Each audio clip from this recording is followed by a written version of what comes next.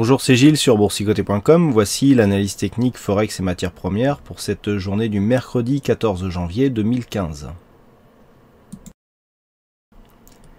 Et donc nous commençons avec cette paire de devises euro-dollar sur laquelle nous avons une stabilisation autour de cette zone ici des 1,1763. Donc c'est une zone de support. On attendait plutôt une cassure puisqu'on avait eu un test ici hier. Je vous avais dit que tant qu'on restait ici sous cette moyenne mobile 20 exponentielle, eh bien il y avait les probabilités augmentées de venir casser cette zone. Alors effectivement, il y a bien eu une cassure. On est bien venu enfoncer. On a marqué un nouveau point bas sur cette zone, et donc nous retrouvons avec un nouveau plus bas à 1,1727. Puis les cours sont remontés, donc on est revenu chercher la moyenne mobile 20 exponentielle en zone de résistance, toujours pas de contact avec la bolle supérieure, donc on est toujours ici dans un flux baissier. Par rapport à cette configuration, il semblerait que la cassure se fasse d'une manière progressive, donc pour l'instant on n'est pas réellement dans une poursuite de la dynamique telle que nous l'avions eu il y a quelques jours, mais il semblerait que les cours ici veuillent repartir à la baisse. Alors attention toutefois à cette petite divergence qui est en train d'apparaître. Alors elle est légère, donc on ne va pas trop la prendre au sérieux, mais lorsque l'on regarde ici cette zone de point bas et cette zone de point bas qui est quasiment égale, on a tout de même ici un léger, on a un nouveau plus bas. Lorsque l'on regarde la progression des indicateurs, donc les indicateurs remontent sur cette phase, que ce soit le RSI, le stochastique qui remonte aussi, le MACD aussi, et bien alors que nous avons ici un nouveau plus bas. Donc ça, c'est une divergence baissière. Alors elle est vraiment légère, donc on ne va pas mettre un gros pourcentage de réussite sur un éventuel retournement juste sur ce signal, mais c'est à signaler, ça pourrait traduire un début d'essoufflement de cette dynamique haissière. D'ailleurs on le sent baissière, et d'ailleurs on le sent bien puisque on a déjà du mal à casser ici cette simple zone de support horizontal. Donc on est toujours sur un flux baissier, mais qui mérite une confirmation. Si on remet le retracement de Fibonacci, on se rappelle que nous avons ici un objectif à 1,1682 qui correspond à l'extension des 161,8% de la phase de rebond technique. En cas de cassure ici significative de cette zone, eh bien c'est les 1,1682 qui feraient figure d'objectif. Je rappelle que pour invalider, il faudrait venir ici dans un premier temps casser cette moyenne mobile 20 exponentielle, donc ça c'est la première étape, et ensuite surtout revenir ici sur cette zone des 1,187180 pour venir valider un contact avec la bolle supérieure, donc comme niveau d'invalidation.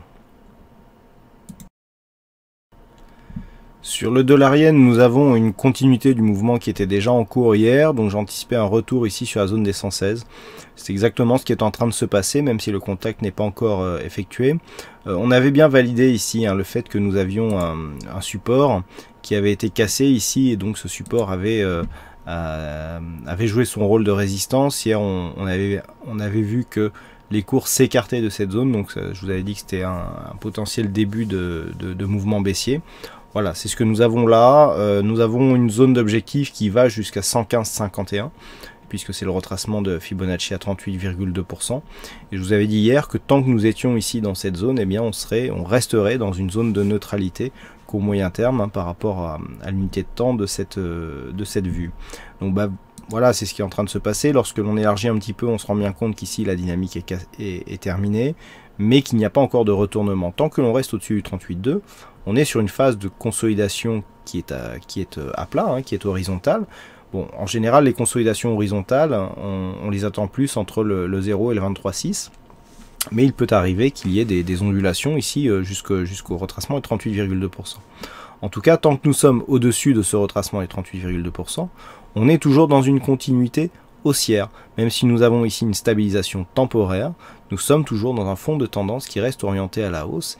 Il faudrait casser ici ce retracement à 38,2%, venir se retourner par exemple dans cette zone des 50,61,8 pour avoir un affaiblissement, puisque nous aurions dans ce cas-là une succession de points hauts et de points bas qui iraient dans le sens décroissant. Je dirais même qu'il suffirait d'une cassure, ça je vous l'ai déjà dit hier, de cette zone des 115,51 pour basculer dans un flux baissier. Bon, pour l'instant on n'y est pas encore.